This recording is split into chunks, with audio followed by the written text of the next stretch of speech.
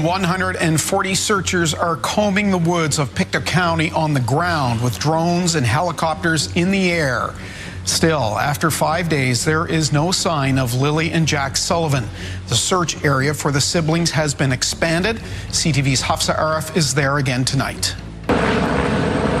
As RCMP combed through woods and fields searching for 6-year-old Lilly and 4-year-old Jack Sullivan, their stepfather Daniel Martel spends every evening conducting his own search. As soon as I seen they were missing, I jumped right in the vehicle and I did every dirt road and searched every culvert. The children are thought to have wandered away from their home in Lansdowne Station on Friday morning. Martel believes they were only gone for about 20 minutes before he and their mother noticed they were missing. The very first day I wasn't around very much because I was just searching. I was running through the woods, screaming their name till my throat hurt. Martel says the only concrete clue so far is a boot print found near the backyard of the property. RCMP haven't shared any additional evidence. The officers and searchers on site are following up on anything that comes up that provides.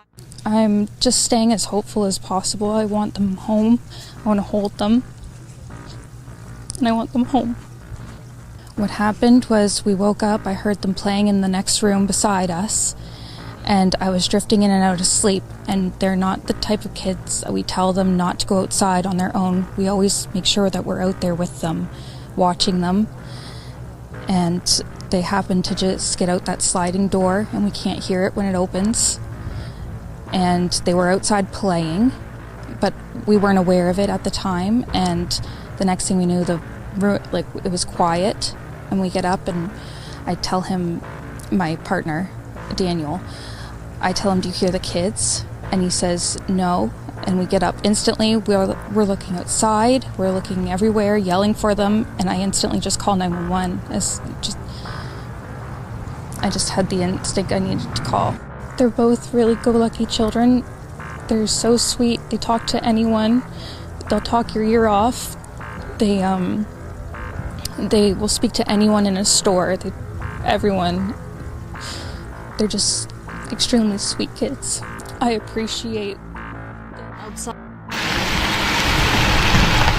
Outside this Nova Scotia home, a reminder of the heartbreaking absence. 6-year-old Lilly and 4-year-old Jack Sullivan missing 6 days now. Their stepfather getting an update from RCMP officers. It's news he says he knew was coming, but didn't want to hear. Police are scaling back the search and rescue of the siblings, with hope dwindling. Based on the experts and the review of the facts, the inclement weather, the time frames, and their age, the likelihood that they're alive right now is very low. Breaks my heart.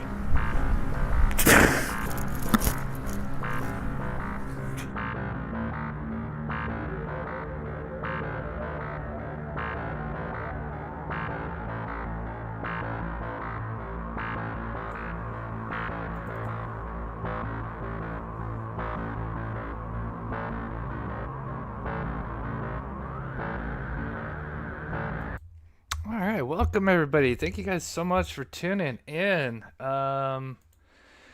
Good to see everybody. Marie says Malaya is suspicious to me as well as Daniel. Yeah, they're both suspicious. I go back and forth, not gonna lie.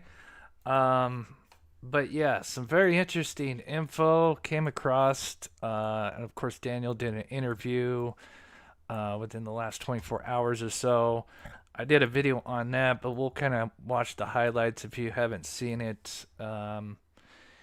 He does use the kids in the past tense, so I don't think that looks good. But if you haven't heard of the Drunk Turkey Show, it's a good channel run by Daniel. Not Daniel Martel, but a different Daniel. And he was covering this case.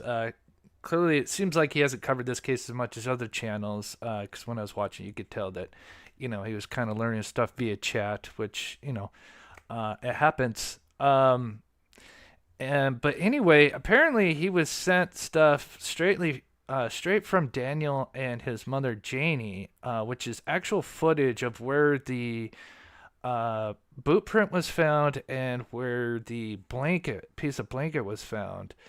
And it's very interesting. And actually is on the opposite side of the road with when it comes to both the footprint, the boot print, and the piece of blanket. I thought it was on the side that's on the east side of the road, but it's actually on the west side. But anyway, we'll definitely check out that video because they actually both did 2 separate videos for this Daniel guy. But now kind of watching it, definitely makes me a little more suspicious of the mother than Daniel. But I mean, it's red flags for both of them. But yeah, so if you haven't seen it, it is fascinating because, one of the things I always wanted to know is like, what branch and how high was that branch? And we get to see it, and it is a huge red flag. Second they showed it, I'm like, yeah, that's not good. So if you haven't seen it, we'll definitely play that. Of course, I'll have to, shout out Daniel from the Drunk Turkey Show. The link to his channel is in the description below, where you can see his entire show. Because obviously I had to take video from his live. I think it was yesterday that he did, where he showed some of this video. Very interesting. Hey, Saucy. Oh, I appreciate it. God bless. Real quick, let me just get caught up in chat here. Kathy got her membership. I appreciate that, Kathy, for the support. God bless you. Hey, Lily, Michelle, Deanna, Raptor, D, Sensei, my wonderful mods. God bless. Marie, good to see you. Nadia, Cyber, Dandy, Sharon, God bless you all for taking the time out of your day. So, I know most of you guys are familiar with this case. As always, I'll just do the quickest recap on the timeline. And then we'll play the interview with Daniel, and then I'll play the footage that was on the Drunk Turkey Show, which I find very, very interesting. So let's see here. So just a quick recap for anybody that may be new to the case. Unified for Summer, good to see you. Thank you so much for taking the time out of your day to tune in. So timeline is earlier this year, late April, the children went to school on Monday the 28th, and then they did not show up on the 29th. Or excuse me, I'm sorry. The last day they were saw was actually the 29th. I apologize. On Tuesday. Then they had no school on Wednesday. And then they got called in sick on Thursday. And then Friday is when they were also said that they called in and they weren't seen. And that's when they went missing, was May 2nd. And we just heard the interview from the mother claiming that she was laying in bed. And then Daniel apparently had seen Lily, but only heard Jack while they were both in the bedroom. Lily allegedly came in and out of the bedroom, but only Daniel said he saw her. And that's where we get the description of her in the pink outfit and stuff. And then allegedly they didn't hear him anymore. And they believe they got out the sliding glass door, which allegedly is silent. And then they were called, let's see, what time was it? I don't want to botch the time. I think it was around 9 or 10 a.m. that she called, or was it earlier? It sucks when you work so many cases because you got so many time frames. But law enforcement would be called, and the search would be on for poor Lilly Jack Sullivan. They started doing a search immediately. Then the next day, which is really suspicious, the mother left, which I think is a huge red flag. I'm just trying to get to that. On May 3rd, around noon or the afternoon is what they say, as they were doing a briefing for search and rescue.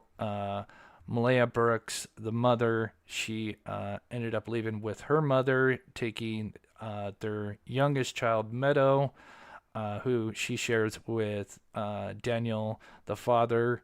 And if anybody's not familiar, Daniel Martell, he's the stepfather of the 2 missing children. But Meadow, the newborn, was he was the father of, which the mother took. So then they did a search over the weekend, massive search, air, ground, water, no sign except for a couple of things. They found a piece of blanket. Actually, that was found by the family, actually on the mother's side, which is interesting, we'll get into. And then they found a boot print along a pipeline trail, which I now have a better spot, because I thought it was on the east side of the road, but now seeing from the video that I'm going to show a little bit later, it's on the other side of the road, same side as the piece of blanket was found. Sorry, there's some loud machinery going outside my window. I don't know what that is, but it's distracting.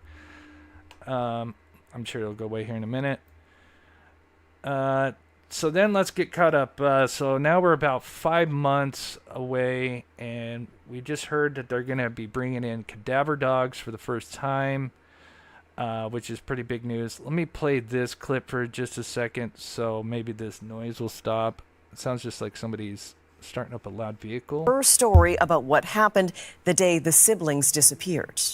Well, Brett Ruskin has been following this story from the start, and he joins us now live from Halifax. Brett, what are we hearing so far from their step-grandmother?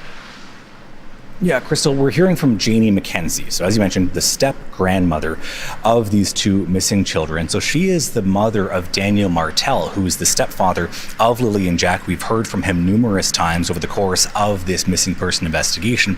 But Janie McKenzie, again, speaking to CBC News for the first time, and for the first time giving CBC News access to the property from which the kids disappeared. So she gave a tour, essentially, for CBC Nova Scotia colleagues of ours who walked through the property. Again, she lives in an RV just steps away from the family home from where Lilly and Jack disappeared on May 2nd. She says on that morning, she heard the kids outside playing. A couple of moments later, there was silence, and a couple of moments after that, she heard Daniel, her son, outside shouting, calling their names, and the frantic search began. Again, the family went out into the woods looking for the kids. There was RCMP officers that took up the case, ground search and rescue crews that were combing through the woods. There were drones and helicopters added to the search that lasted for days.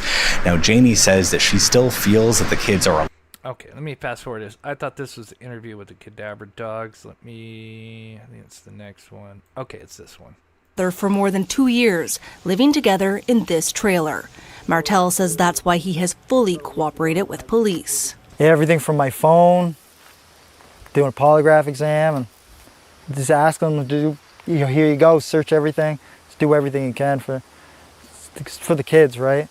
Freshly unsealed court documents detail how RCMP combed through bank records, phone data, and GPS locations. Investigators wanted to know the exact whereabouts of Martel and the children's mother, Malaya Brooks Murray, in the days leading up to the children's disappearance, and cross-reference that information with the statements they gave to police.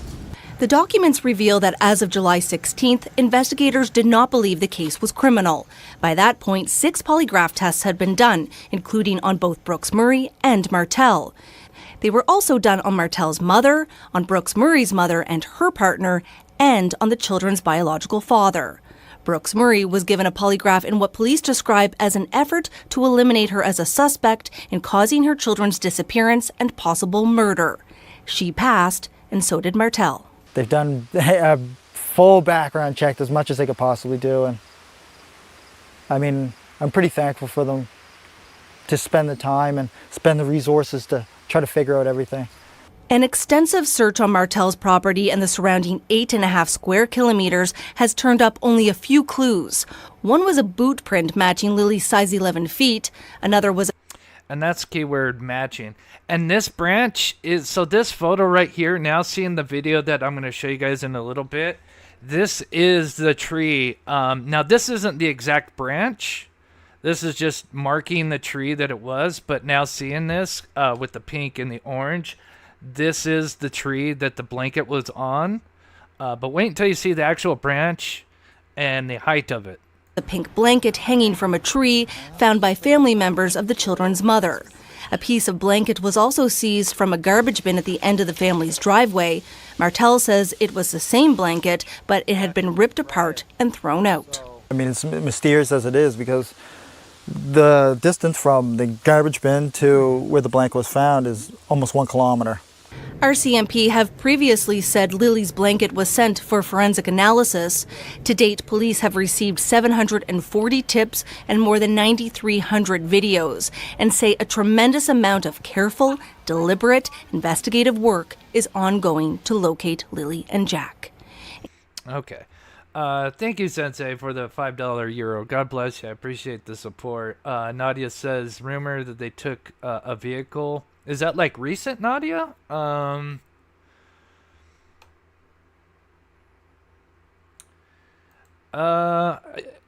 don't know. In the thing, it says they allegedly passed, but it doesn't actually show the test and the questions. And again, you know, when you've seen like polygraph results, you know, they'll do like anywhere from like 10 to 20 questions, and they randomize those questions, and you know, of course, mixed in with those questions that are, you know, that are about the case itself will be like, you know, is the sky blue? Is the grass brown, or is the grass, you know, gray? You know, a false question.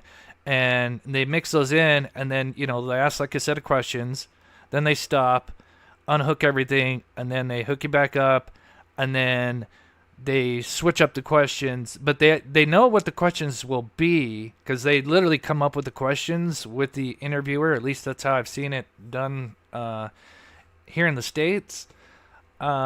Not to say that, you know, anybody's going to pass it, but anyway, long story short, they could still get like a inconclusive and call it a pass, which is like they couldn't really tell if they were telling the truth or not. But yeah, but this that polygraph test is interesting because in this interview with Daniel, he's going to ask that he wants all these to be done again, which is weird because if everybody passed, then why does he want the interviews to be done again? So here is the interview with Daniel, and then we'll get into the footage. I'm just kind of waiting for everybody to come in before I start playing the footage, but there's some major red flags, and of course this is where he uses the children in the past tense towards the end of the interview.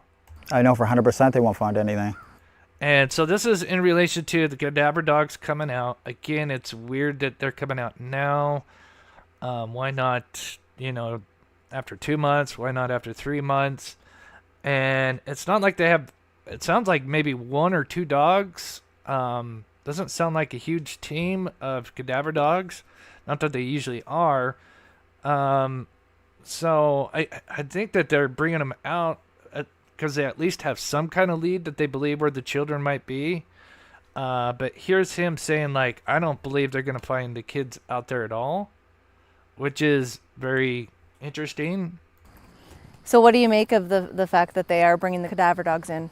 Well, I'm actually pretty happy about that because it's been about 3 months I've been asking for them, and it's just been delayed I guess till now. But I know things take time and dogs are hard to get. So what does this say to you? Because I mean, they are dogs so searching weird for human remains. Well, I know that it's going to be really hard work now that there's so much vegetation in the woods, but I'm pretty happy that they're going to be able to do it. I even hope that they bring more than 1 dog if they have access to more than 1 dog. So what are you happy about? What do you hope this will bring? I would just like to see maybe the social media speculation theories and accusations, maybe they're not going to stop, but slow down, because at this point they're getting ridiculous.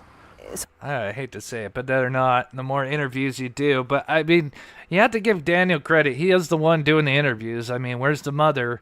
Almost kind of feels, again, almost like the Sebastian Rogers case. You got the mother missing, but here's the father. I mean, so you do have to give him credit. He is out here, you know, still taking interviews.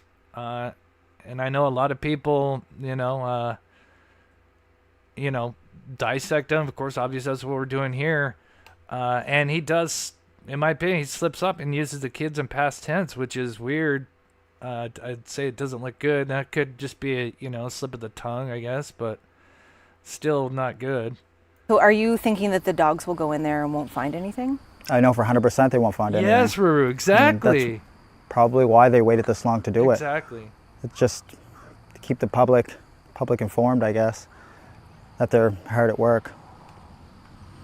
Do you think it will rule things out? Now, if it took them that much to get dogs out there, then it seems like they definitely had some substance, right? Like, why would they do that just to, okay, we're doing this for, for the public, to show that, we're still working on the case and we're still active. That doesn't make any sense.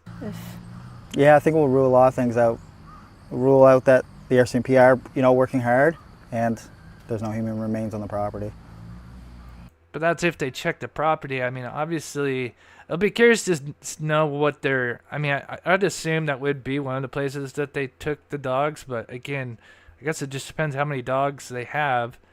Even if it's one.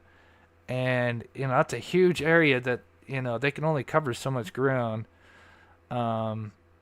Is there any piece of you that's preparing for the fact, like, what if they do find something? No, because I didn't do anything. I know Malaya didn't do anything. Yeah. I know my mother didn't do anything. Right near. Those are 3 people on the property. I mean, after the polygraph exams, they should have known right there. We didn't kill any of the kids, or we didn't kill the kids. Why do you think... Do you guys notice that? Is that weird to me? Is that weird to you guys, the way he says that? After the polygraph exams, they should have known right there. We didn't kill any of the kids, or we didn't kill the kids. We didn't kill any of the kids? We didn't kill the kids. That was kind of interesting, the way he framed that and had to correct himself. Why do you think that they're not possibly... Like, why that they didn't possibly wander into the woods? Well, with the amount of resources that were used, and I mean, for everything from drones to helicopters to classified technology and all the searchers on the ground. I mean, searchers on bicycles. They did everything. On the pipeline, they took in ATVs and Argos and side-by-sides. They used everything they could. Tell me about, what do you make at this point of the investigation of what RCMP have been doing or not doing? What's your stance on all of that? Well, I would like to go in for another whole round of polygraph exams. I mean, that would be, and maybe bring some new people in that are doing the polygraph exams. But so if everyone passed their polygraph, why would you want to bring another round of new people and do polygraph tests? If everybody passed flying colors and there was no issues, that's what tells me I think there was issues with the polygraph test. Maybe like inconclusives, where it wasn't, they definitely couldn't say they didn't fail, but they couldn't say they passed either. Yeah, I don't know. That seems weird. They're hard at work. I've filled notebooks with just trying to help them find leads, or give them any kind of small detail, answer as many questions as I can, or but I'm doing everything I can. I usually try to meet with them 3 times a week, and sometimes they're not around for that, or phone calls or texts, but whatever we can do. So I guess to bring it back to the cadaver dogs, since you've been asking for it for so long, I guess, you don't have any information on how that will happen? No, I don't even know where quite they're going to start searching, or... No, they will not tell them anything, because they don't want anybody going out there. Or somebody could go out there and have cologne or perfume on. That'd throw the dogs off. So any looky-loos or whatever, reporters or anything, it'll contaminate what the cadaver dogs are trying to do. They don't want anybody, because that'd just be a waste of people's time and money. So that, and then other reasons too. Let's say if someone did hide a body and then they kind of knew where they were going to be looking, and it was an area that they buried the body, then now they have a heads up to go move the body. What they're going to do, are they going to expand out onto the properties? The property there is fairly small. It's only 2 acres. So. Yeah. Will it be the whole 8.5 that they searched Yeah, previously? I don't know. That's a lot. That would be quite a few. I'd be a couple weeks probably on foot doing that.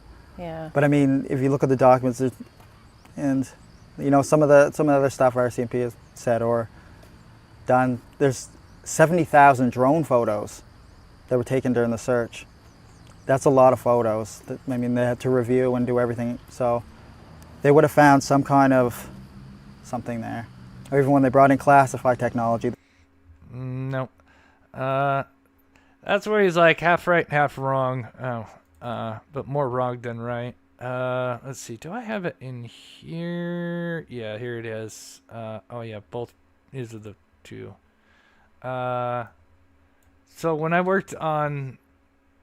helped with the Dylan Rounds case, we did the exact thing where you take a drone, and instead of filming, you know, just video footage, you have like a grid that you know, and with, you know, all the drones nowadays, you know, you can make a pre-flight plan, right?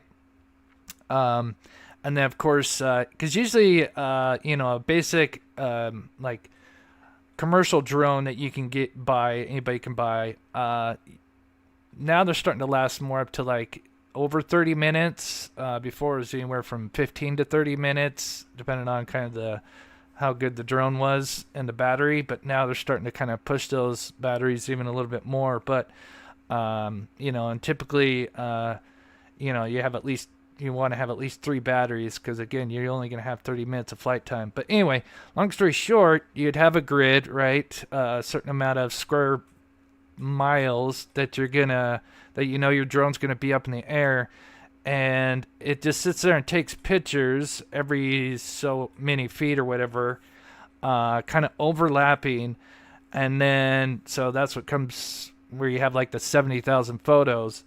And then they run these algorithms where, you know, obviously the main background's going to be, since obviously it's looking into a wooded area, you know, it's going to be a lot of greens and some browns, right? That's going to be the main colors.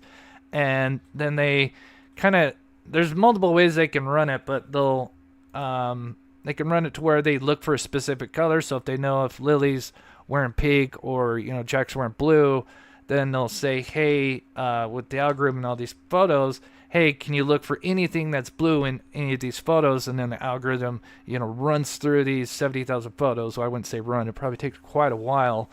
But it will do that. And then it'll come up something like this. This is just a very vague example, but it'll detect anomalies that aren't, you know, obviously they don't match just the natural environment, which is really cool, because that's obviously is going to just get more and more advanced. And there's even more to this than that, where you can actually create a 3D like they do with reconstruction, vehicle accident reconstruction, where they do that LiDAR scan, 360 scan. It's almost kind of the same thing, because it's taking all these photos. It actually builds like if you put it into a certain program, it'll actually build like a 3D model that you can actually just go in and look at the picture and then even look at the model. It's really wild. It's amazing how far our you know, technology's gone, especially to helping the missing. But anyway, but I disagree, because with the other thing is just saying that, oh, well, because they use this, that must mean that they're not in there. But when you're got that heavily wooded area, obviously you can't see through trees. So if it's a heavily, you know, if it's very thick wooded area, no matter how many pictures you take, you're still going to have a lot of areas that are just blind spots. Anyway, sorry, that's a long explanation, but They scanned the whole area. They ever found a beaver and a coyote. That's all they found.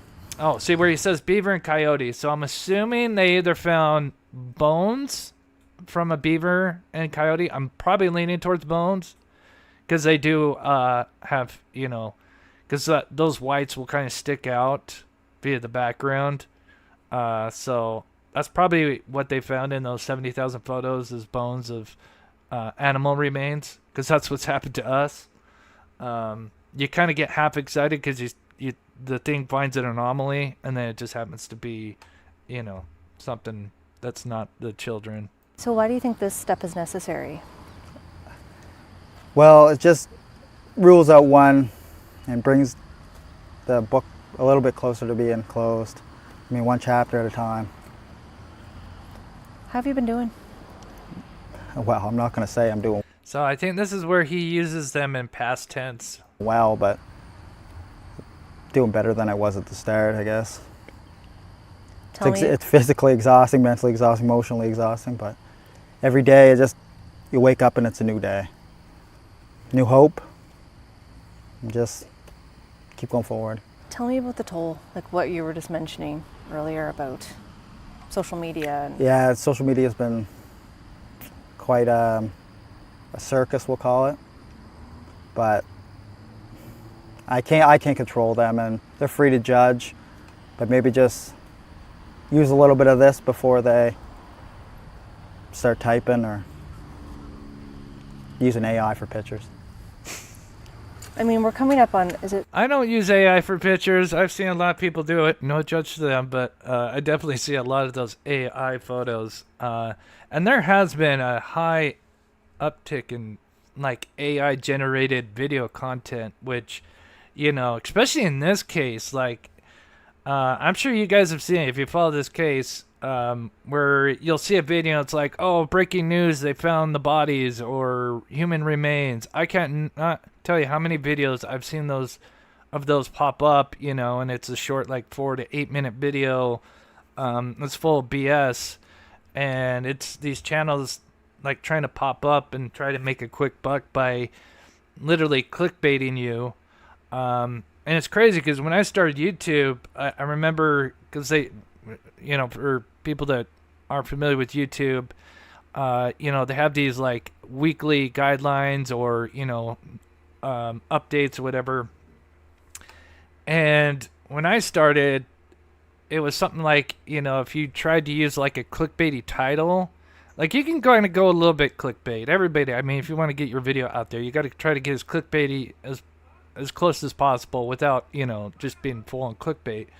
But at the same time, they said, like, if it's your title says one thing and this video is completely different, then, you will get like striked or whatever. And that they would go after channels that did that.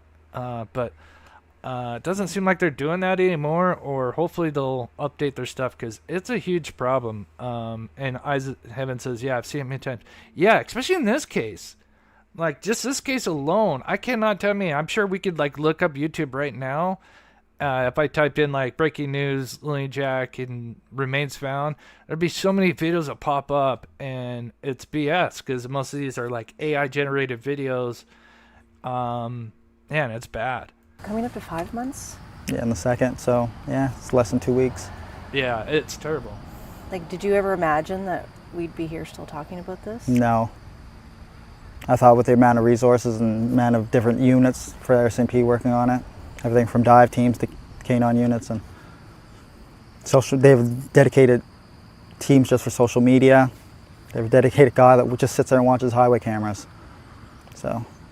What's it been like for you now that we're back to September, school's back, and like seeing the school bus Here's go the by important. every day? Yeah, no, it's hard. There's quite a few school buses that go by, and there's a lot of kids in the area I see. So here's where he uses them in the past tense. And this is basically the end of the interview here. And sad. It's not just sad for Jack and Lilly, but it's sad for everybody who knew Jack and Lilly. Who knew Jack and Lilly? Or who know Jack and Lilly? And he does, and it's incongruent. It's like 3 of them all together. Oh my God. Sorry guys. There's been like this truck outside making, I don't know, some kind of construction vehicle out there. It just finally stopped. Oh my God. All right. Anyway, so here it is. Sad. It's not just sad for Jack and Lilly, but it's sad for everybody who knew Jack and Lilly. They had friends, they went to school, and it's just, they had teachers that seen them every day. And They had friends. They had teachers. They knew them. 3 in a row right there. That's not good. Again, could it just be, I don't know. Let me know what you think in the chat. I mean, that's not a good sign. And even like stop, you could tell like that last one even like stops.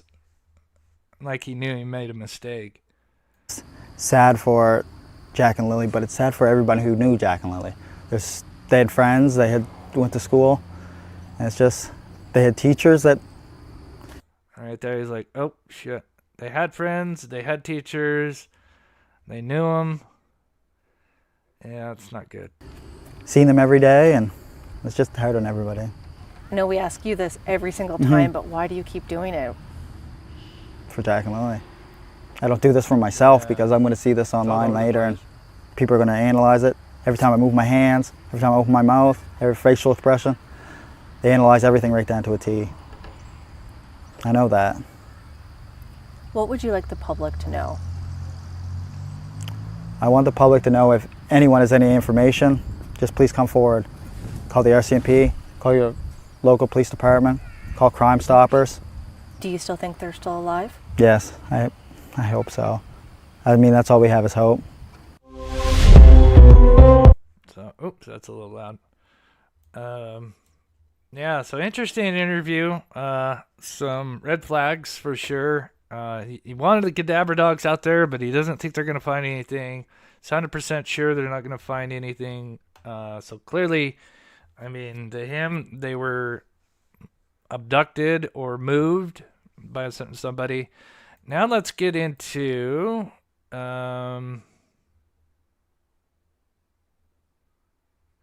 let's get into the video. I know I've been mentioning it. If you guys can, please hit that like button so we can get this out there to the public. So here is...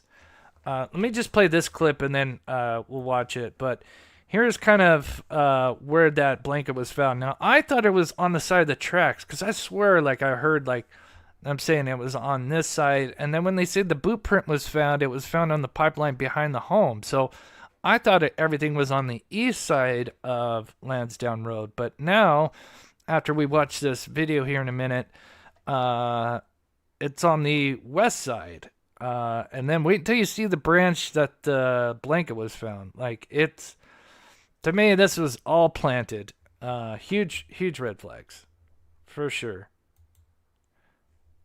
Were reported missing in the afternoon. And Daniel originally said that blanket was not Lily's. Malaya said the blanket was Lily's. And that's interesting too. And remember, it was Malaya and her friends that found the piece of blanket, which is also very sus, in my opinion. Then Daniel suggested that the people who found the blanket planted it. Huh. That's interesting. I agree. So I spoke with Malaya's sister, Haley Ferdinand, who found the blanket, and she denies having planted anything. We most certainly did not. And that's on everything I have. The person... Well, maybe she didn't plant it, but maybe she was with the group that, or some just... I don't think a group did it. It probably was just one person that did it, but then again, I could be wrong. I would not do that in the midst of... to obstruct a case for missing children, regardless if they're related to me or not. I would never. So why do you think Daniel is suggesting that you planted it? He told that to me as well. Probably because I was the one that was hot on his ass the whole time we were there. Okay. And he didn't like me from the get-go when I got there because he would not speak to any of Malaya's family when we showed up to help the search for Lily and Jack. He'd put his head down. He would ignore us. He would walk away from us. He wouldn't engage in conversation, and I kept at him. I was there for Jack and Lily, and I'm still here for Jack and Lily. Okay, so... We're not the 5 door. Police come and asked. Nope. Goes all over updated, so she couldn't and was with children or not. All right, so let's get to it here. Senior producer, okay, so... SUV, and from what I... before we start, again, this is from the Drunk Turkey Show. This is Daniel, not Daniel Martell. This is Daniel from that Drunk Turkey Show. I think he's, anybody knows, I think he was like former law enforcement. So he does have some good insight, obviously, and some background with law enforcement, which is always, always interesting to hear their thoughts on things, because they've had the training and look at things through a different lens. But this video, there's two of them.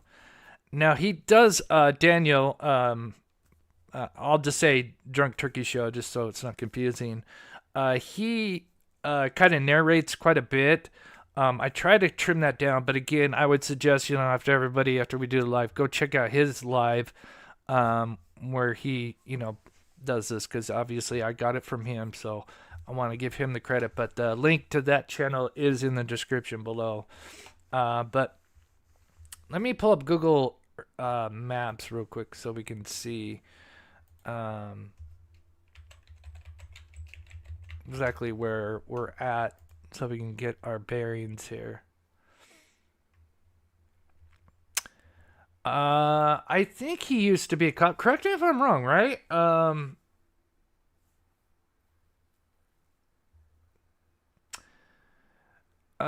If I'm wrong, then please let me know in chat. I thought he had some kind of law enforcement background, because I remember watching a show when he was covering the Brian Coburn case, and I swear he talked about that, unless I'm just tripping.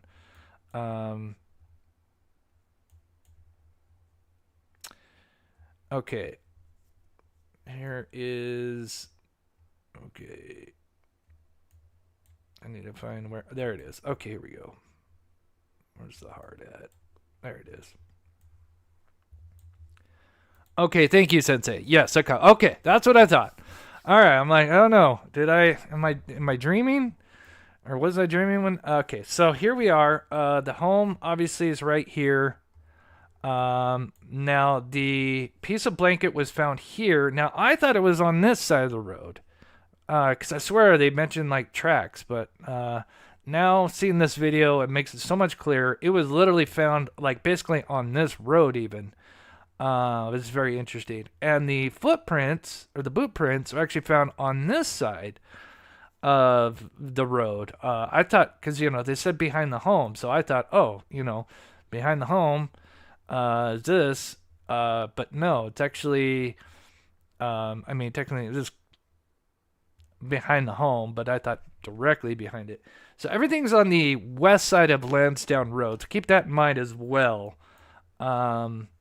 As we speak. But the video starts off with Janie. Now she's looking, I guess this is southwest really, but we'll just kind of say west just to not get confusing. We'll just try to stay with north, south, east, and west. But she's kind of looking this way in this video. So actually this video starts with them by the blanket. I understand.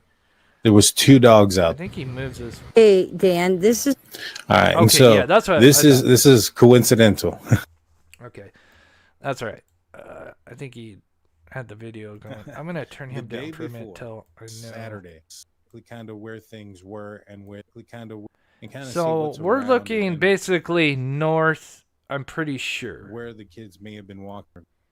The footprint. Yes. Line coming off the 289. This is going towards my brother's place. Okay. On your left-hand side here is the pipeline.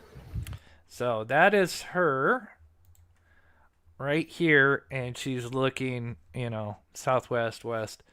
And that is where the boot print was found.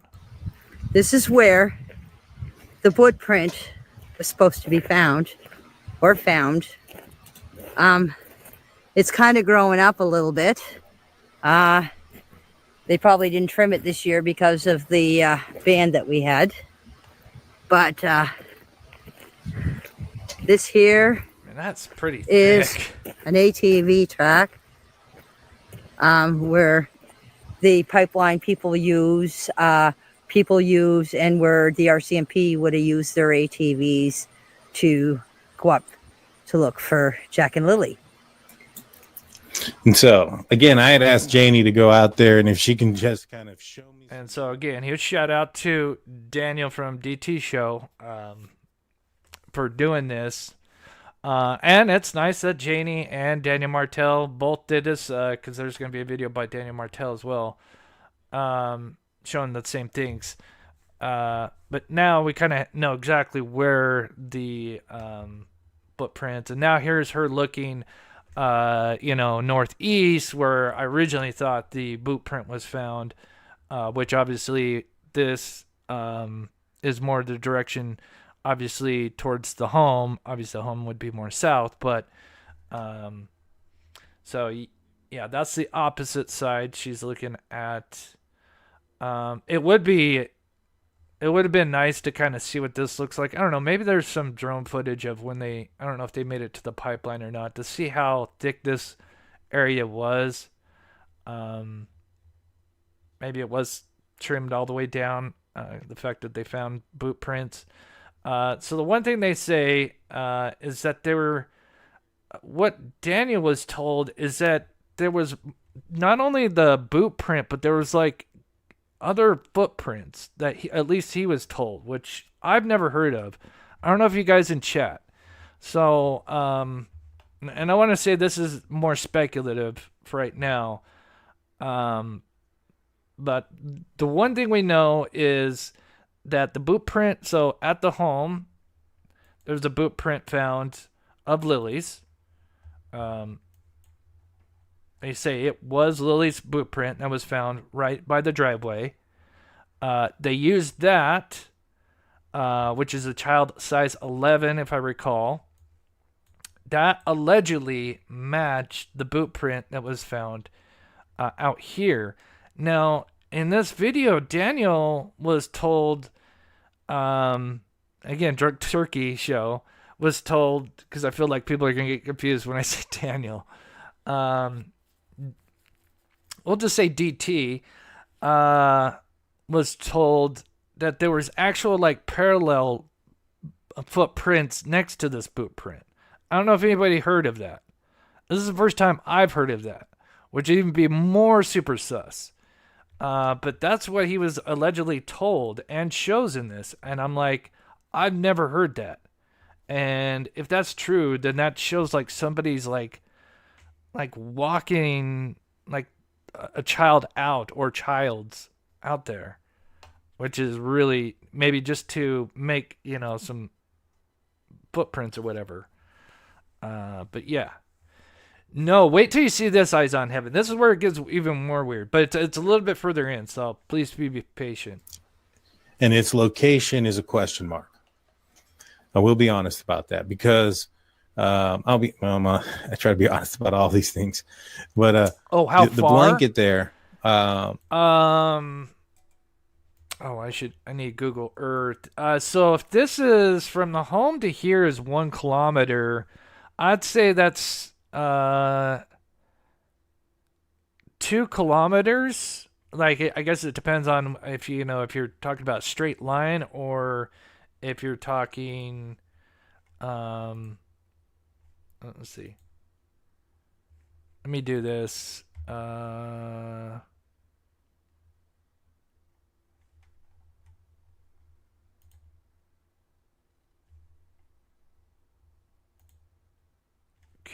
then we go directions, and then do this. Oh, man, don't do that. Let me do that. So that is, it's almost 2 kilometers if you take the road and you're walking, which would take the average person 25 minutes. But again, that's, these kids would probably be walking more at like 1 to 2 miles per hour.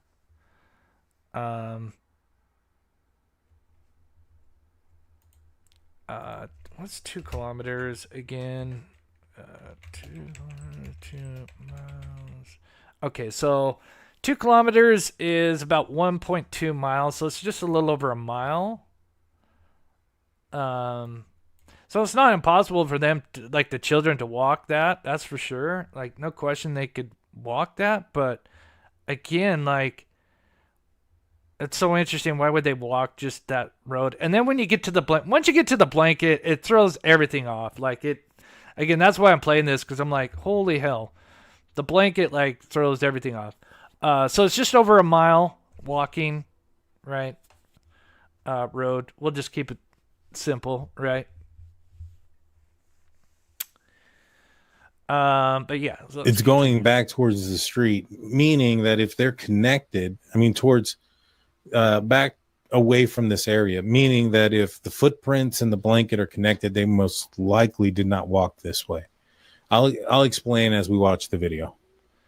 As we lie detector test, what he was looking at. Okay, let me go a little bit further. And I think part of the reason, Daniel and Janie sent this footage to him is, I'm assuming he must have done like a live before this and was being more, very open about it, and kind of leaning more towards they might have walked away, which is, it's totally fine, and it's his right to, be wherever the evidence takes him, right?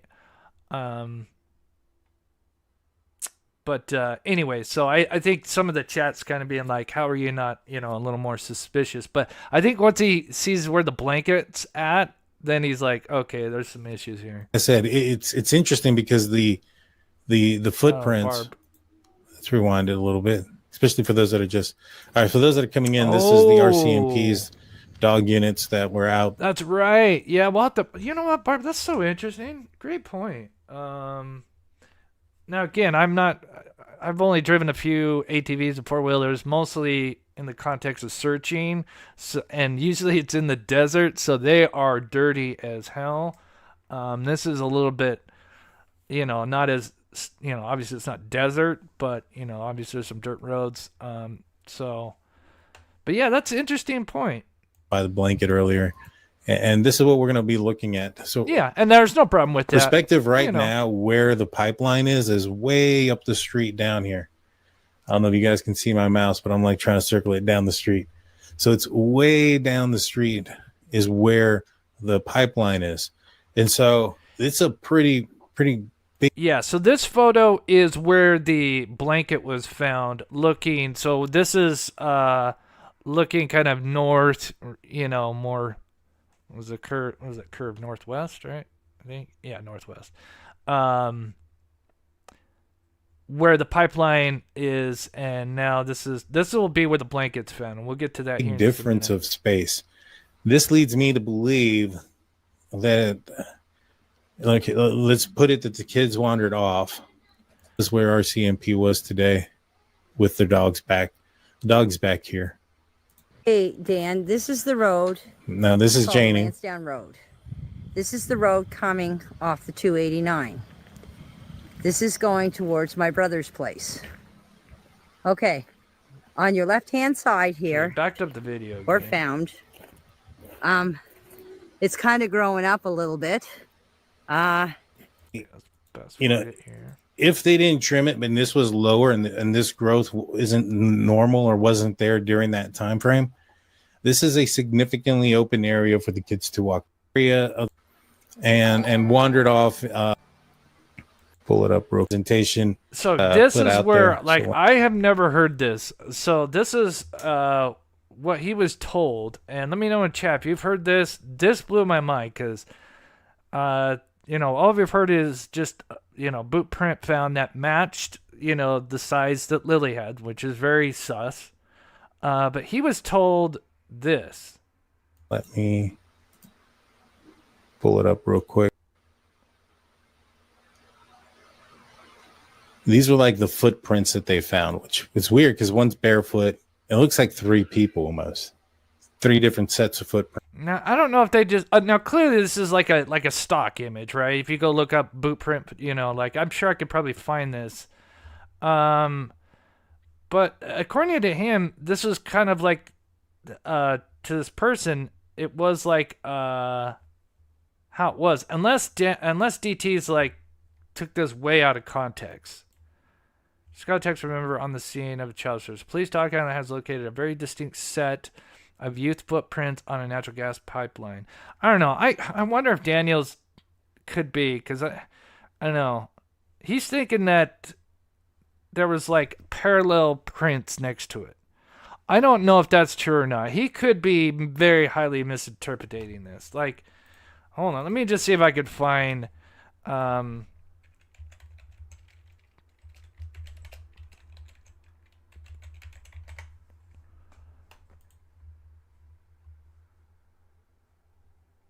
Yeah, I mean, that's not the exact same one, but you could see what I'm talking about right here. Like,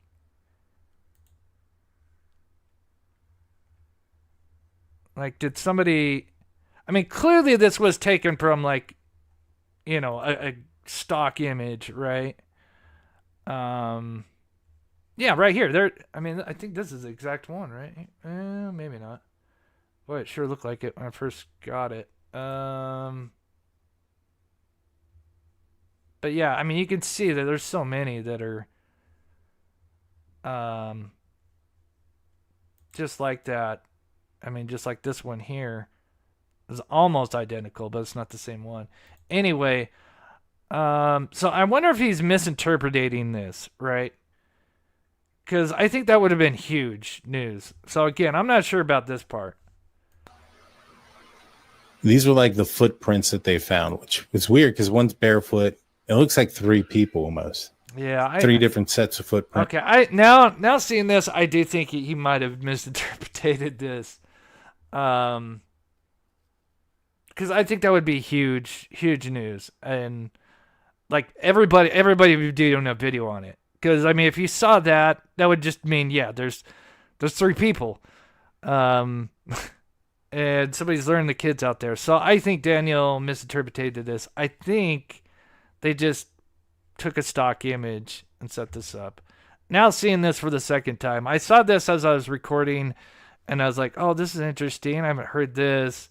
And I thought maybe he had some inside information. But now kind of looking at that, I think he's misinterpreting this.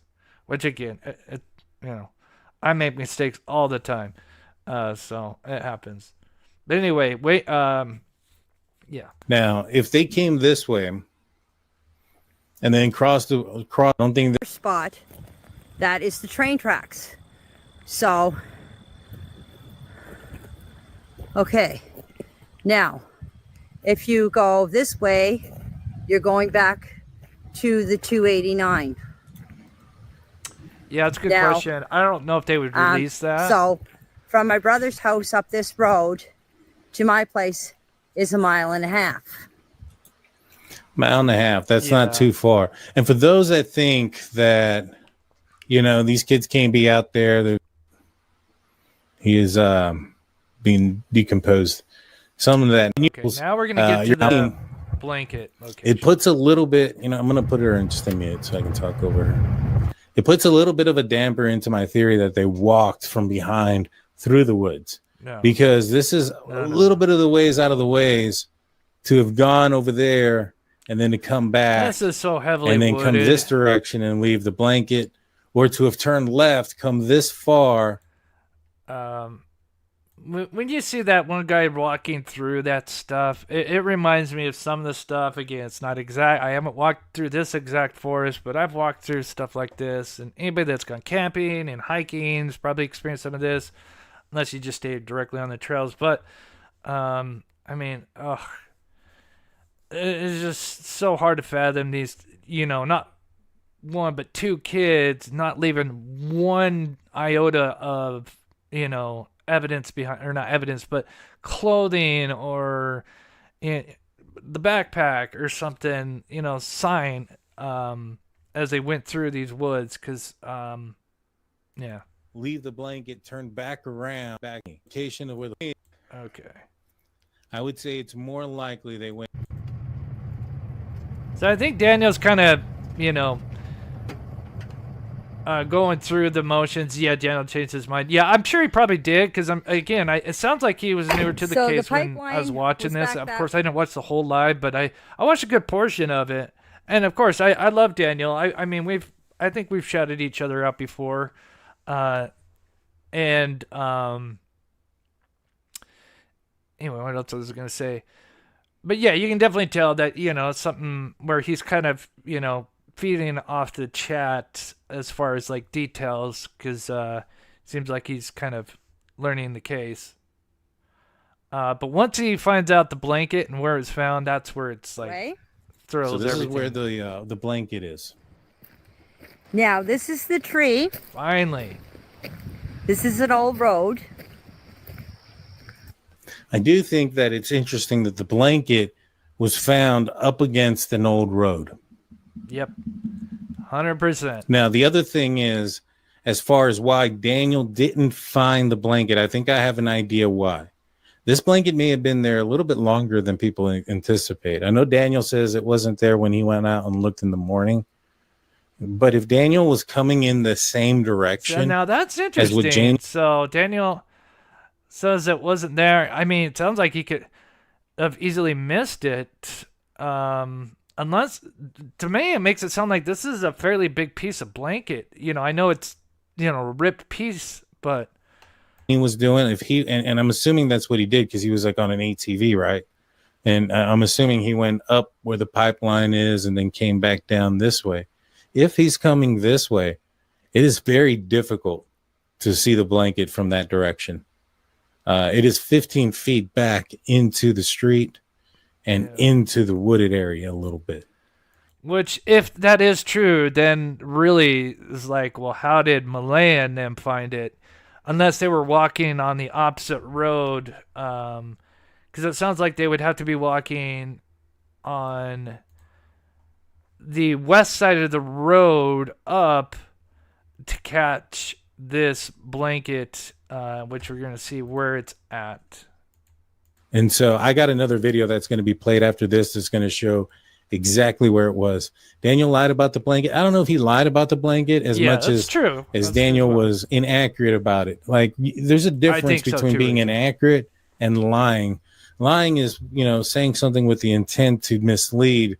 Being inaccurate, you can still look at the reports to, and this is, I think, what is their blanket, but I threw it away. And I think that's logical. Sorry. It's an interesting question. Why would he, what's the advantage of saying that is not their blanket?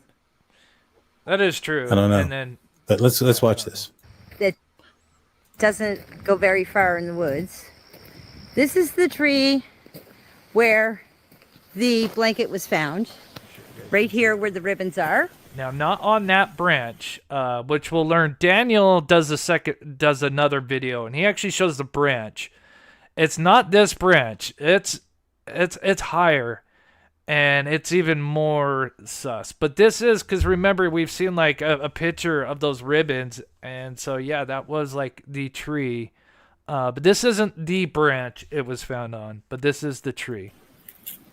Now, if you can look, it's like it was a little bit further in. If you can look from the ground here to this is planted for here, sure, 100% planted. Is where the blanket was found. Oh my gosh, I On don't that know branch what right there. a rational explanation would be.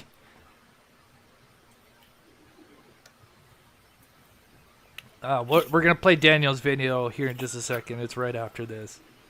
He actually touches the actual very branch that it was on. See, if you're coming from this direction, you see where the street is back here. You're coming in from that direction, you probably see the pink blanket pretty easy. But if you're coming in from the opposite direction from the pipeline, it'd be a lot more difficult. I want to say thank you to Christy for your $2. Appreciate that. Where you see that little gray box? There's a gray box right there. It's right in the. You see this X, like where this X looking thing. What about the gray box? I got a picture. Where you see that little gray box? Or maybe she's There's a gray box right there. It's right in the. You see this X, like where this X looking thing. That's the gray box she's talking about, right through there. And that's what is the the side railroad tracks. Oh, okay, yeah. So that's what she's pointing out. And that's the side I thought that. Huh. Oh, wait a minute. Well. So That's the old road. The side that the blanket was. Remember. Okay. I will hit the 289. Now, again, I apologize. Again, I had to take this from, Drunk Turkey Show, and, he does, commentate most of the time, so it's really hard to, get anything where it's just the footage itself. And again, credit goes to him for, he's the one that got this. I think this is huge. We already kind of suspected that the blanket was a huge piece of the case, but now when we watch Daniel's video, Martel, where he actually shows the branch, holy hell, it is a major red flag. It does kind of look like a pretty big. That I said that if somebody, I would ask that I saw she moved around, where the boot prints were, and some of the things are as well. So, they both did me the favor of sending me some videos, and Daniel actually gets really close and shows me exactly which limb that thank you, Sensei, that blanket was on. Putting the link in there. I appreciate that. Because we have to support Daniel. This is the left-hand side of the pipeline. Boot print was actually found right up there. You see the ATV trail? That's the access trail they use for the pipeline. Oh, I got mods that are amazing.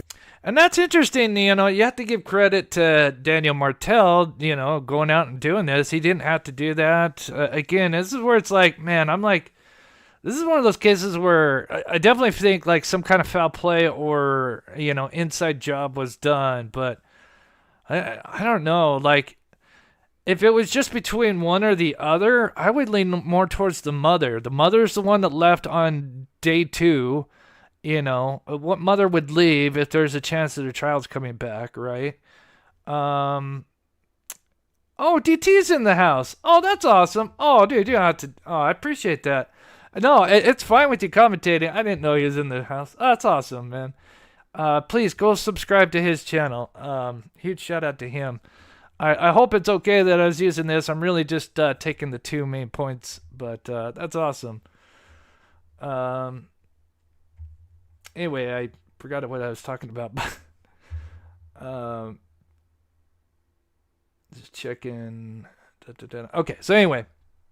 But yeah, out of the 2. Oh yeah, the 2. Again, the mother's the one that left on day 2. Just abruptly left. Now, I guess you could say the argument was, well, she had the baby Meadow, and, since the whole CPS thing, maybe she had to get the child out of there. But again, it's like she just completely disappeared. Whereas credit to Daniel, he has been still doing the interviews, even though he knows he's getting criticized. But again, it's still a toss-up, If you get deleted and blocked, it's for a reason. One of the I trust that. He was shown a picture of it. The pond asked, how does he know exactly which limb it was if he wasn't there when it was found? He was shown a picture of it, and he went out there, and there's a ribbon tied around it too. So it's marked. That's awesome that they sent you this stuff, because this, again, this definitely makes me lean more towards the mother, if anything. Especially since they're the ones that found it. Wait till you guys see how high this branch is. This is where it's like, to me, it's like they were marking there's another something, road there. Forgot to take that there's down. There's a few different roads. They're trying to lead them, because what are the chances? That's loud. I'm going to mute it so I can talk. Sorry, now I got to meet you, Daniel. What are the chances you got the blanket and the footprints on the same side? I know it's 50-50, it's really just a 50-50 odds, but I don't know. Over it. But as you can see, it's pretty dense. It's a dense forest there still. And the fact that most likely, if they wandered off and walked this way, which I believe they most likely did, I'm going to say it's probably let's see. I would say 80% chance that they walked off and they walked off this way. That's awesome. Walk down the street, at the end of the driveway. Wouldn't that give more chance that the dogs would pick their scent up? Again, I'm no expert in when it comes to canines. But I don't think they made it past that driveway, in my opinion. At least on foot, anyway. Where the blanket was found, you can clearly see what's Okay, here is the bombshell, in my opinion. Like 15 feet from the road. Maybe not even. Yeah, a little more than 15 feet.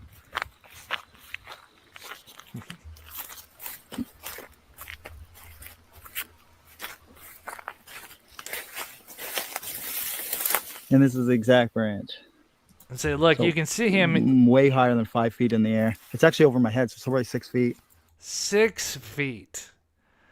So what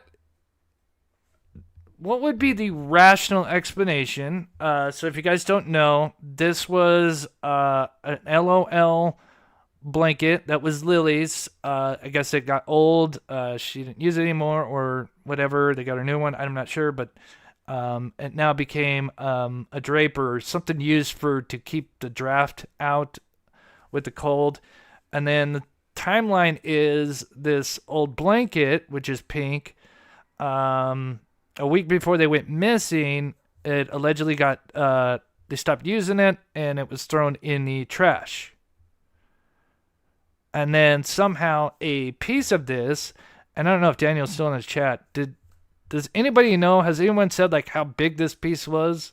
I'd be curious. I'm assuming it's got to be a decent sized piece for them to even Malaya's family and them to see it. I'd be really curious to know like how big a piece this was. But that piece of blanket, the rest of it was found in the garbage can, was draped up 6 feet on a branch. Now, again, what would be a logical reason? Like, the only thing I can think of is, well, yeah, Daniel ripped off a piece of that blanket, which I do think that is the narrative, right? Like, a piece of that did get ripped off accidentally by Daniel, if I recall right. I think it is in the thing here.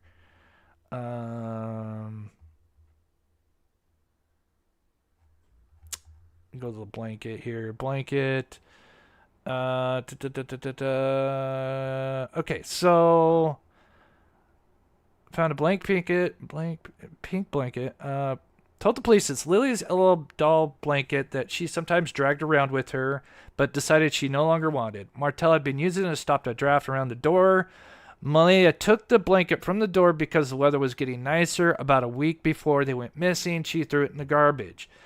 Documents said there was already a piece missing from it when she did that because Daniel ripped it off when he put it up. So, interesting. So, apparently this piece got ripped off. So, the only thing I can think of is, well, was this piece used like as a rag? And they pulled over and this was like used to change like oil, and he used this as a rag and it got thrown on the ground, and then it got blown up into the tree. But again, that's why I'd like to know how big this piece was, because again, even like, would a blanket get enough gust to be flying up into a tree, or he littered and threw it up? Like, other than that, I don't. What would be another rational explanation of that thing getting up in there? Besides maybe like a bird, like taking it, and I don't know. That's what I'm trying to say, Susie, is like, what is the rational explanation that isn't, on the foul play side of things? But I mean, and again, that tree, like, depending on how far back it is, I mean, look how many branches are around it. Again, I know we're months later, this footage is taken, so I don't know how much the stuff would have changed as far as, because it's not really the season, we're just barely getting into fall. I don't know. I can't see a rational explanation. Yeah, I mean, that is the question. I'm sorry. Let's see what Daniel said. Daniel said it was a bigger piece. Oh, interesting. Yeah, because like I said, and then the fact that you got Malaya's side of the family, her and her group finding it versus Daniel, and again, she's the one that left, and I don't know. I kind of lean towards this as, was planted there. And then you add on that the footprints, the boot print was found, on the same side of the street, just further down. Is fascinating.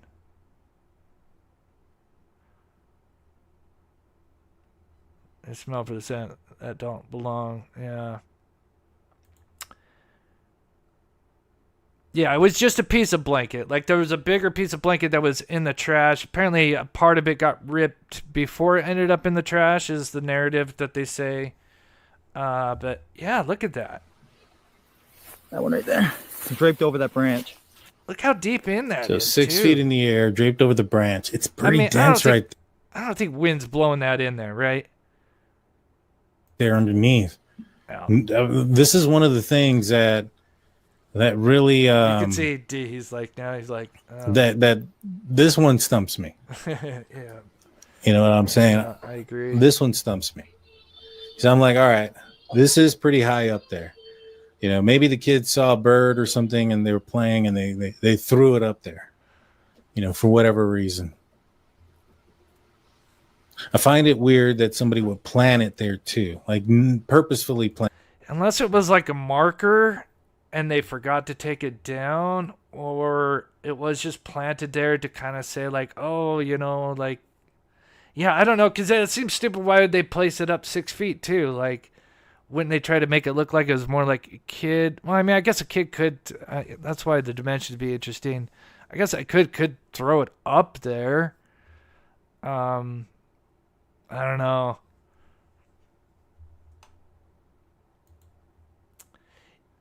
Right. Exactly. I think. Yeah, we just played a clip of that where Daniel was allegedly saying that. I don't know. To me, I lean more towards planted than anything else.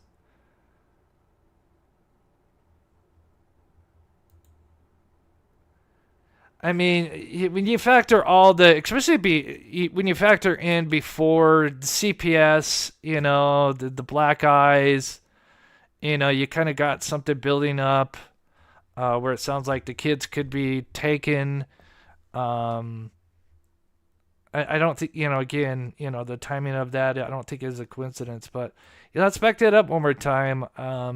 Everybody that's just coming in, because it looks like more people are coming in. If you can, please hit that like button. And again, huge shout out to Daniel from Drunk Turkey Show. He is in the chat, or was in the chat, and link to his channel is in the description. Definitely go check out his video. I was just trying to play a few clips that he showed, which are really cool, that he got this inside video from Daniel Martel and his mother, so you got, credit to them for, being a little transparent. I mean, you can't blame him for that. Walked off this way, walk down the street, at the end of the driveway. So again, if you just missed it, because I see new people coming in, this is where the blanket was found. Again, I always thought it was on the other side, because I swear they always mention the train tracks. So again, just to get our bearings, I'll do this one more time. So we have the home here. Make sure, let me move this real quick. So that is the home. And then we go down Garlock Road, and then we go up, northwest. And I always thought the blanket was near, like, somewhere in the woods between the tracks and the road. That's what I always thought. But I guess that's wrong. It's actually right here, and it's kind of on this road, basically, sitting in the tree on a branch about 6 feet high. Again, a little suspicious. And then the boot print, again, I thought it was on this side because they said behind the home. But I guess, technically this is all behind the home. But the boot print, now remember, they say the boot print imprint that they found at the home. So there's only 2 boot prints that we know of, really. The one that was found of Lily's in the driveway, size 11, child-size boot print, just next to the trailer home here. And allegedly that boot print matched the one that they found out here. So I find that very interesting. And again, so you have two things that are on the same side of the road. I mean, yeah, it's only a 50-50 chance. But I still find that interesting. That they're both found on the same side of the road. But here is that where it was found. So here, This is where the blanket was found. You can clearly see it was visible from the road. It's like 15 feet from the road. Maybe not even. Yeah, a little more than 15 feet. Does the blanket flew off the four-wheeler? I mean, anything's possible. I mean, for sure, me and you. I mean, you always got to keep an open mind, right? So way higher than 5 feet in the air. It's actually over my head, so it's already 6 feet. That one right there. It's draped over that branch. I would love, man, it's too bad. So 6 I feet. mean, I'm sure there's pictures, obviously. I'm sure they took pictures. Hopefully, again, but it was the mother that found it. Oh, here's the other thing. Did the mother take photos? I wonder if Malaya, here's another question. Did Malaya and them just leave it up there, or did they grab it and go, oh, hey, this is where the blanket was found? Again, that'd be interesting to know as well. Did they actually, handle it?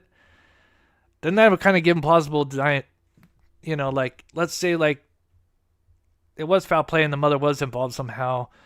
If she handled that blanket, after it was found, then she could say, oh, if they found, fingerprints or DNA of hers, she could just say, oh, yeah. Well, I mean, obviously, they would find DNA on them anyway before, I guess, right? Because it's a blanket that's been in the household used, by the members of the family. So I guess they would have that DNA or fingerprints probably. But still, I'd be curious to know, did they find, did they, take it and then go, hey, this is where we found it? Or did they leave it up there? I'd be kind of curious to know.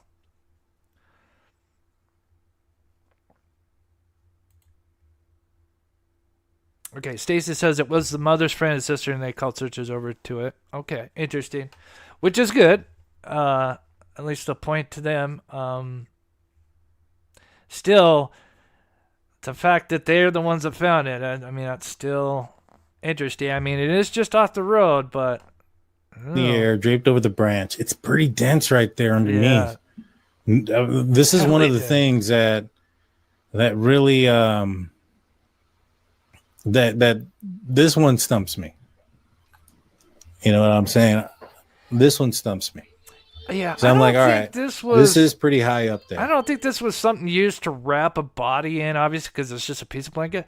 I kind of think this is either to one, either was used as a marker and they forgot to take it down, or it was used to show to try to trick them as into thinking oh, this is the direction where the kids went, and so they're all focused on this way while things are going on over here. It's just it's just planted evidence as a red herring, right? Is what I would lean towards. I don't think this is clearly something that had something wrapped in it. But then again, I don't know. Let me know what you guys think in chat. I know most of you guys are. I find it weird that the mother found it. I mean, maybe the kids saw a bird or something and they were playing and they threw it up there, for whatever reason.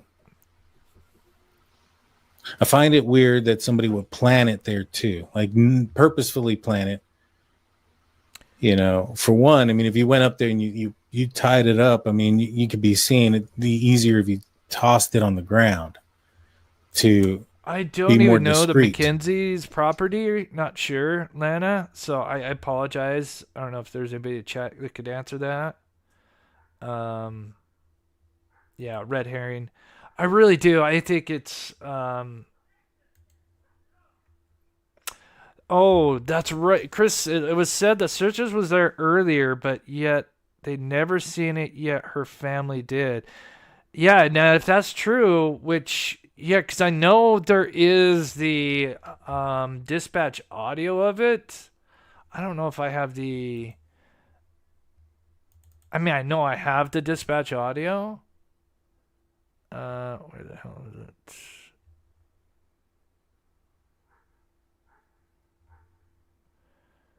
Is this day one? Lock Road and Lansdowne.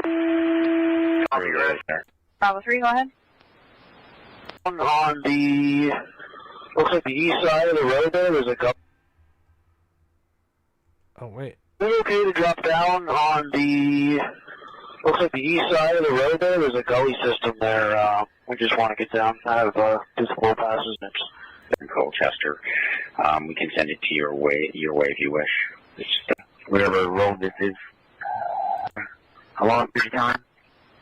Member is here on Garlock Road. We just had a 911 call. Complaint is unsure if related, but it felt a bit strange to her. Driver was a white male around 50 years old. What was that address? Looks like the address. Yeah, I'd have to go and look. This one doesn't have the timestamps, but yeah, it definitely is in the dispatch audio, which is interesting. I don't know. I still think it's planted. For it to be 6 feet up there, I don't know. That's my 2 cents on that.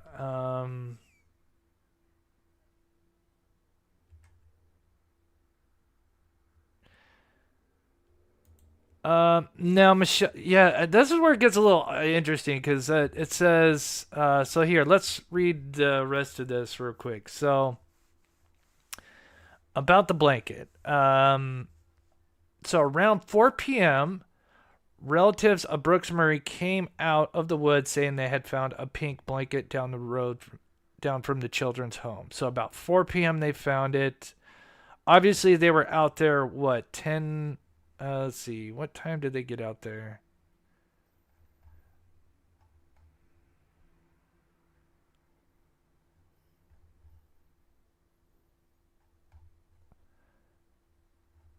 I want to say 10. I want to say like 9 or 10, but I could be wrong.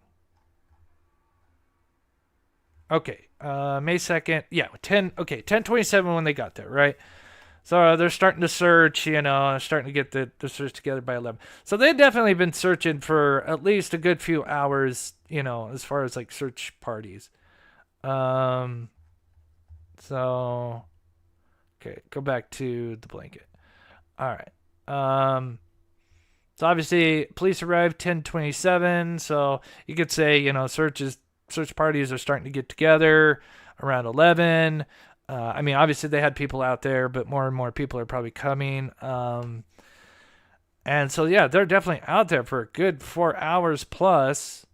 And then relatives of Malaya come out of the woods saying they found the piece of the pink blanket. It was seized by RCMP. Photos were taken. According to the documents, police walked for about 1 kilometer in the area and did not pick up the scent. Another piece of blanket was seized from the garbage bin at the end of the driveway. It was the same blanket. It was an LOL blanket that Lily had. She dragged around with her. She no longer wanted. So they used it to stop a draft around the door. Malaya took the blanket from the door because the weather was getting nice about a week before they went missing. So it was in the garbage a week before. But she said that piece was already missing because Daniel had ripped it off when he put it up, which is kind of interesting because it's almost kind of implying, well, he's the one that took that piece off. RCMP had previously said that pink blanket was seized on Lansdowne Road early in the search, being forensically examined. An impression casting of a boot print found in the nearby woods was also taken to the lab for testing. This is also huge because Lily's boot print was confirmed to be size 11. It is consistent with the boot print located on the pipeline trail in the search area. So that is very interesting that an impression casting of the boot print found in the nearby woods was also taken to the lab for testing. And they're saying it is like the same, what are the chances, child size 11, and Let me pull this back up. Sorry, guys. 140 searchers are combing the woods of Pictou. So going back to that video. But yeah, that's the story on that. Hey, Margaret. Yeah.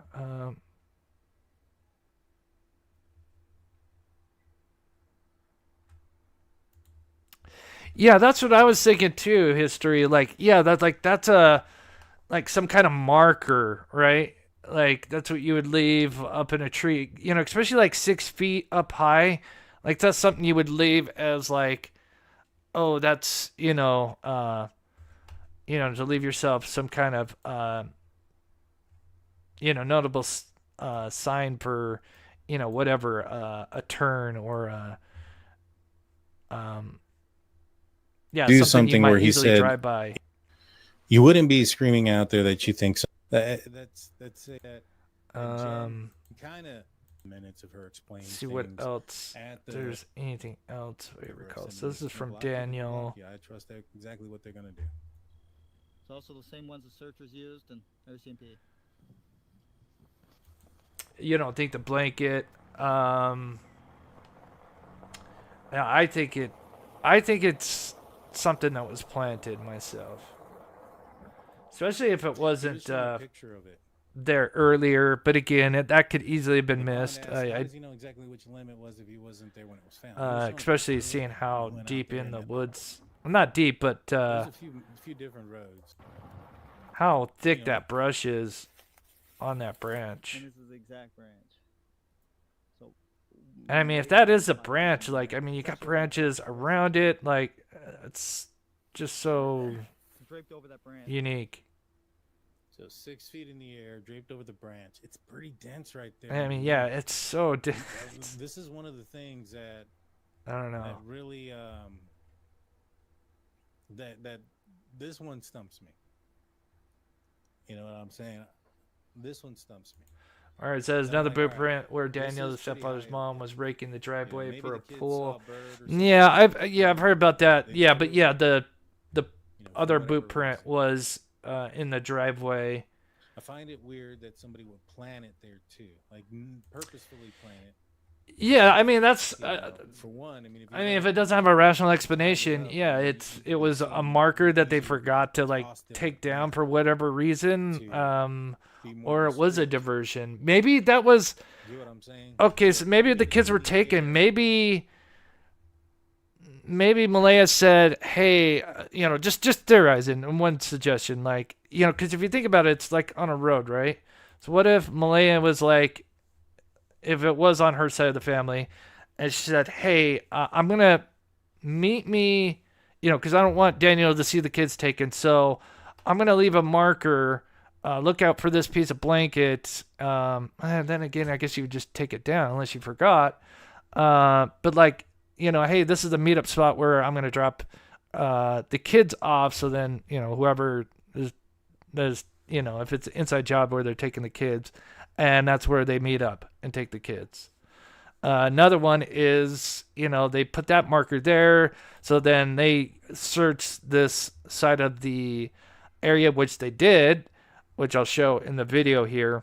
This now makes even more sense when I pull up, or do I have it? Yeah. So when you pull up the map here, this white is Lansdowne Road.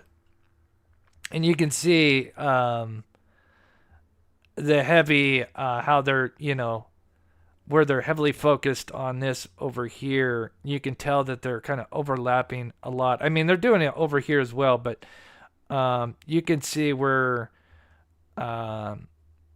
this is, I believe right here is about where the pipeline is. If I got this lined up, it's not exact, but you can see where the this is that other road, and you can see where this curves and lines up. So this white is part of that Lansdowne Road.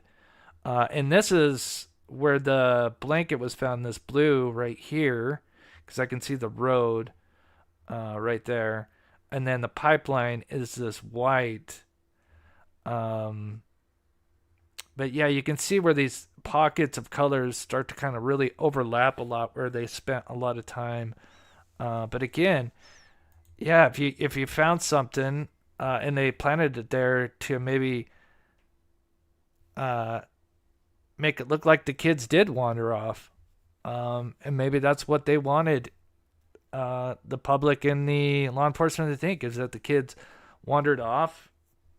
In reality, that they were moved because they were worried that the children were going to be taken away by CPS. Oh, thank you, Summer and Sebastian. I appreciate that. Yeah, I mean, unless you forgot, I mean, you could be in a rush, you know. I don't know. I don't know. It's such a weird case. I don't know. So weird. And then again, you got Daniel using, the children in past tense. Yeah, 1 kilometer is a little less than a mile. I think it's half a mile. Yeah, thank you, Lana. 2 kilometers is a little over a mile. I know, we work with miles here, and yeah.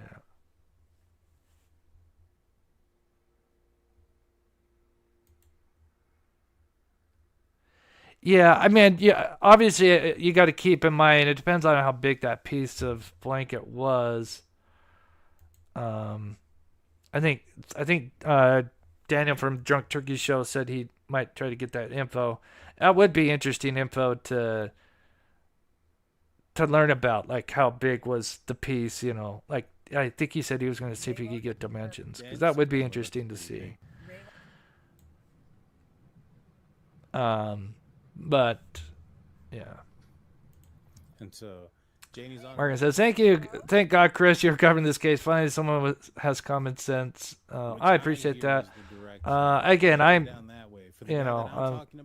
just have my theories and opinions, and it doesn't make me any better than anybody else. I'm just lucky that I have such great followers that come in.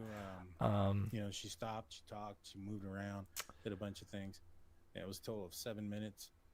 Lily screamed and they were gone. Yeah, I mean, when you get into the stories with the grandmother, again, that's kind of when I stopped covering it, because it kind of really got out of hand, I think. Just kind of fingers pointing at each other, which I do find does add to it more likely being kind of an inside job.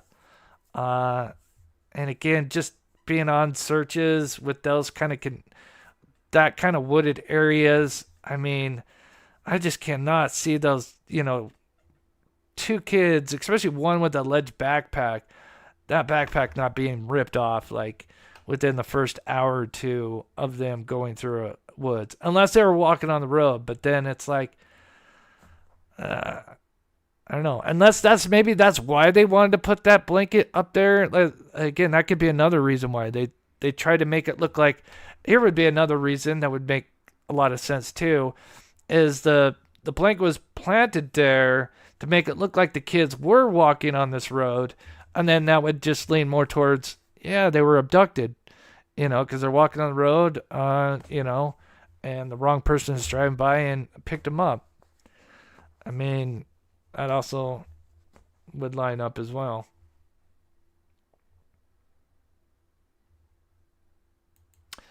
I believe she got rid of these 2 kids because she was leaving Daniel, and she doesn't want to take any of her kids, and she thought Daniel would take Meadow because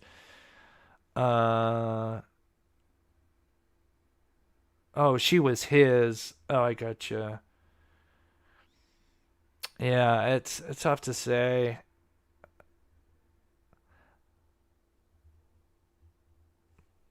Yeah, I put, if you're wondering like how far the walk is, somehow it doubled. I don't know why. I think I accidentally, that's a bummer. But yeah, it's not far. I mean, it was a 24-minute walk, and now it kind of added more to it, unfortunately. But again, if you wanted to look at it all angles, if they did just walk this, it's certainly plausible. But again, I don't know why they would do that, but again, kids do the darnest things. I don't have kids, but search the woods every day. Yeah, I'm sure. Yeah, even most people with pets, their pet's gone, they would do the same thing, be searching. Agreed. But then you have Daniel again. This is where it gets really kind of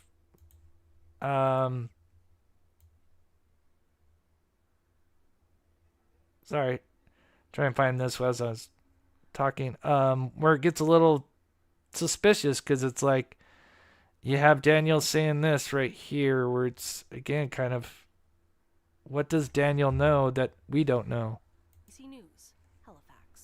So are you thinking that the dogs will go in there and won't find anything? I know for 100% they won't find anything. So it's like, well, so Daniel doesn't think they're out there. So that tells you, he's into the abduction theory. I don't know. Such a strange case. I mean, of course, I hope they find these kids alive and well, and maybe the mother or maybe both of them moved them because they were worried CPS was going to take them, and they're with other family members. I do hope that's something to that end, that they're alive and being taken care of. But I don't know. When you have a case that's got CPS involved before, we've seen, how many times have we kind of seen where CPS is involved and the kids go missing, kind of just like how CPS failed. I can picture her face and I can't think of her name. Shame on me. Poor little girl with the glasses. I can't think of her name. Yeah. Of course, I'll think of it in a second. I'm not live. But, yeah, we've seen where CPS has failed time and time again. And I think they talked about where they're trying to get more CPS, someone to overlook CPS and how they're doing out there in Canada. Yeah, Harmony. Thank you guys. Thank you. Yeah, shame on me. Yeah, poor little Harmony. It's terrible. All right, I think I've gone long enough. Man, we started at 5. Holy cow, we went almost 2 hours. Again, huge shout out to Dan from Drunk Turkey Show for letting me use that. Again, and it sounds like he's going to try to get some dimensions of the blanket. That would be very interesting to know the dimensions. But I truly think that thing was planted there. And if that's planted, then, clearly there's some kind of inside job. Now, was Daniel involved? Who knows? So, yeah, I'm just reading chat.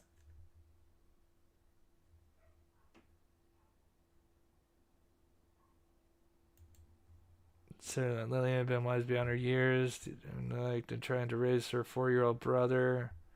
Oh, you're saying like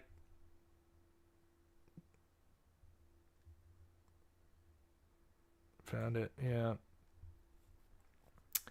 Yeah, and then keep in mind they're bringing out the dogs. It'll be interesting seeing what they do. Yeah, thank you, DT. Again, yeah, no problem for the shout out, buddy. Anytime. For sure.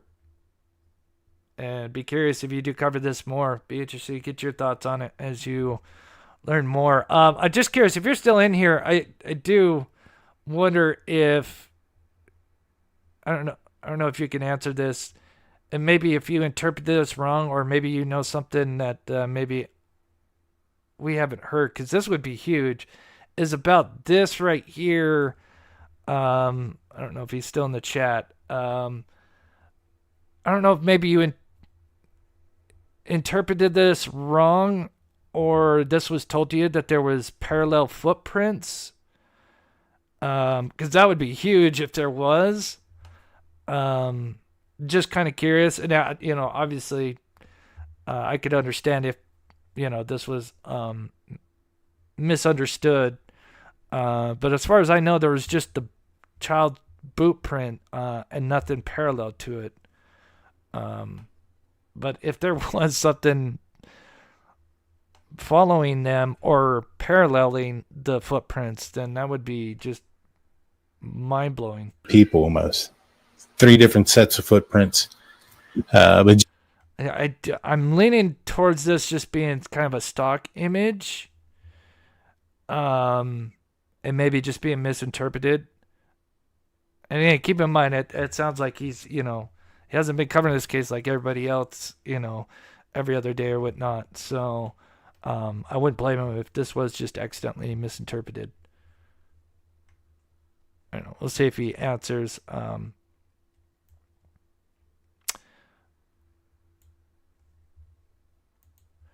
tell me that's what it was, an accurate representation of what the prints look like. Oh, yeah, because you do say that in there. That's why I was kind of wondering. Oh, well, I mean, that's interesting. I don't know if you could message and, obviously, but if you get a chance to ask him a question, I'd be wondering, were there parallel prints? Because that's never been known. That'd be certainly news to me. I don't know about anybody else has heard that. And I think that would change the dynamic huge. But clearly, I mean, I'm just going to be honest, that photo just looks like a stock image photo that was just uploaded to kind of represent. So I understand that part, but it would be interesting if there was prints, other set of footprints. No, if Jenny just saw the prints or them. Interesting. Yeah, no worries. Because that would be, it'd be huge if that was true, if there was, again, parallel prints. Or if this was just kind of, maybe even her kind of misquoting it. I don't know. It'd be interesting if you find anything out about that. I definitely think that would change the dynamic.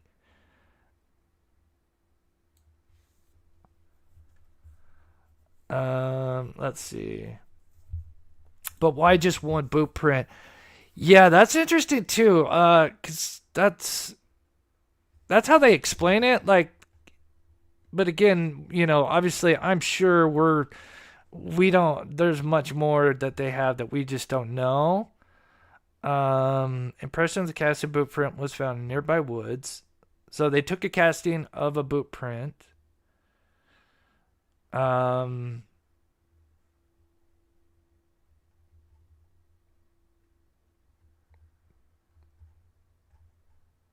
Sorry, where's that? Oh, an impression of casting of a boot print found in the nearby woods. Yeah, it's so weird how it's just a boot print. And in a way, I could kind of see that too, because I seen that with Aiden Clune, where we'd kind of see his boot print or his footprints, and they just disappear, and then they kind of come back. And it all just kind of depends what he was walking on, or if the soil was soft, so I could kind of see maybe that boot print was found. So let's look at the footage real quick and say this is kind of how you could kind of explain why there might be just one boot print. So let's say this is mostly just kind of a grassy area, right? But then you have this, a small little spot where, it's just soil, right? Where it could even puddle up a bit, if it had been raining or something. And it's more, the soil's soft. So you could have a spot where, it's not just all grass, and, and so that's where they would find that boot print because it had been preserved. So if that makes sense, so that could be why, he's going to be on. Yeah, I'll finish up here. But that could be why there could just be one boot print. Just an example. Again, there could be more that they found. I do think it's in the audio, and it does sound like they do say just boot print, but no, it does sound like he says there could be more, one or two more, but they're not sure. I have to go back and listen to that dispatch audio. It's been a while since I've listened to that, but and it had been raining, yeah. So that would be my guess. Explain if it was just one print is they're walking. Then that'd be another question. Be like, wow, what are the chances you find this one boot print that's like in the one spot that could have a boot print? You know, again, was that planted there on purpose? Wait, what? Daniel's car got towed? Is this? Wait, what?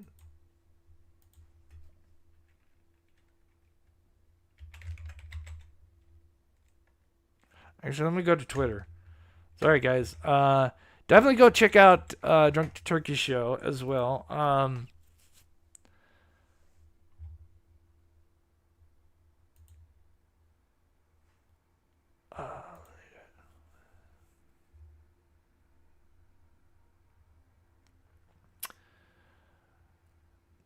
Let's see.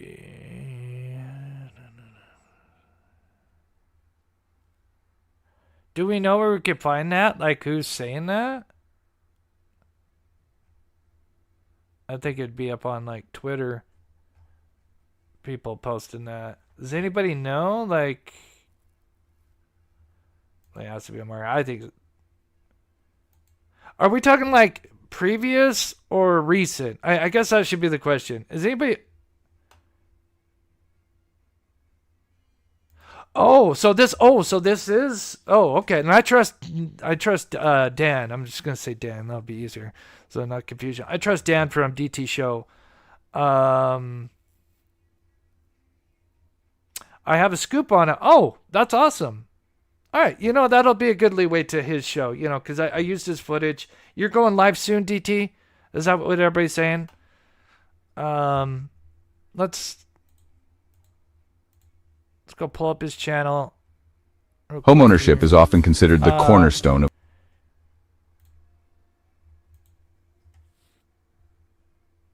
7 my time. Okay, so yeah, he's going live in 9 minutes. Perfect. That's awesome. Vehicle towed. Oh, I can't wait to check that out. If you're in chat and you like my insight and everything, you're gonna love Dan from that Drunk Turkey Show. Again, it's been a while, but I know he's like former law enforcement, and again, that'll be interesting to see what he's got to say. And that's interesting. The vehicle being towed, he says it may not be as big as a deal. And if anybody would have some great insight, obviously former law enforcement, I'm sure he can explain that. So I am very curious. I am going to certainly turn into this. Yes, D, thank you. Yeah, and Clutch and Pearls, of course, huge. Huge shout out to them. But Daniel's going live, so I want to send people over there this time because it's going to line up with me getting it off here. So I just want to shout out, thank you to my wonderful members, and I just want to thank Sensei for the $5 super sticker, Kathy renewing her membership, Melanie for the 5 months. God bless. And again, with that, I'll end it there, and definitely go check out Daniel. Let me put a link to his exact show.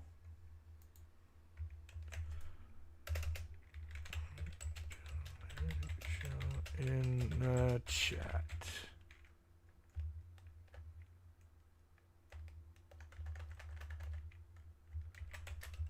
So, if you're already there, here is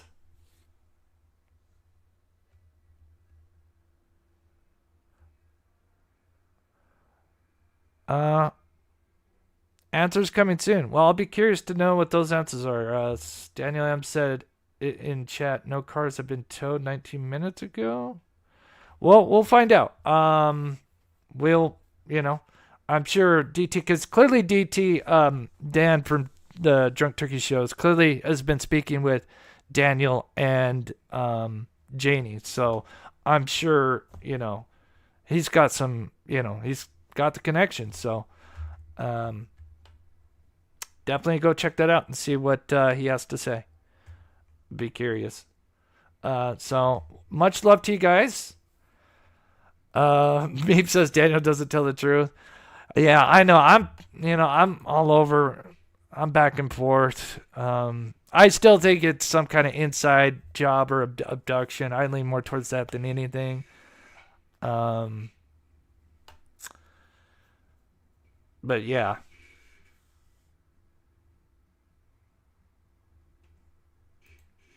Yes, I've seen that. Yeah, I've done the Globe and Mail, Margaret. We covered that, I think, the other day. I was going to touch on that a little bit, unless they did another one. But yeah, we did cover that, Margaret. I appreciate you, though. But if there is something new, I will check it out. But I'm going to go tune into DT show. You guys should too. And then thank you to my wonderful mods and members. And I'll end it there. And of course, thank you to everybody for the love and support. Also, one more thing. Again, I told you guys I've got some inside information regarding Daniel Robinson case, the geologist that went missing about four years ago in Arizona.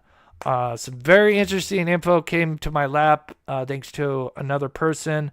We will do a live sometime later this week about it. So I promise you it's going to be mind-blowing. So definitely be prepared for that. And I'll let you guys know what day we'll choose. But it'll definitely be towards this weekend or something. All right. So, all right, guys. I'm going to go tune in. God bless. And thank you to everybody that's going over there and showing their love and support. That's awesome. He deserves it. He's a great guy.